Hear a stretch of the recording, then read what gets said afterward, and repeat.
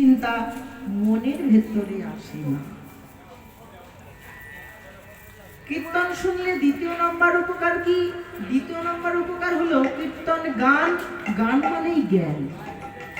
আর যে কীর্তনের গানের মধ্যে জ্ঞান লুকিয়ে থাকে সেটা বোঝাবার জন্যই কীর্তন গান শ্রবণ করা।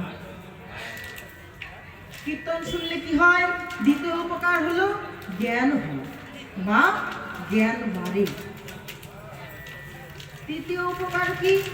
তৃতীয় উপকার হলো কীর্তন হচ্ছে আমাদের এমন একটি সাহিত্য যেটা হচ্ছে বাংলা সাহিত্য পদাবলী। কারণ যারা শুধু বাবা কীর্তনের ওই দু চারটে গ্রন্থ পড়ে নিয়ে কীর্তনের আসরে দাঁড়িয়ে দু চারটে পদাবলী বলে দিলাম, সেটা কখনো কীর্তন নয়। কীর্তনের উপরে পিএইচডি করতে হয়।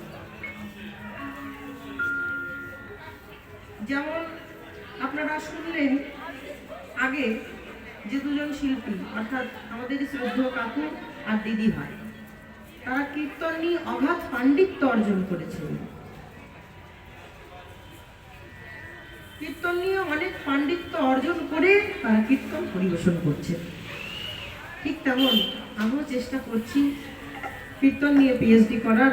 আপনারা আশীর্বাদ করবেন যাতে এই সাহিত্যকে আরো দূর দূরান্ত আমরা পৌঁছাতে পারি। কীর্তন এমন একটি অমূল্য সম্পদ, যে সম্পদ আমাদের বাংলার বুকে বিলুপ্ত, ধীরে ধীরে মুছে যাচ্ছে দেখবেন।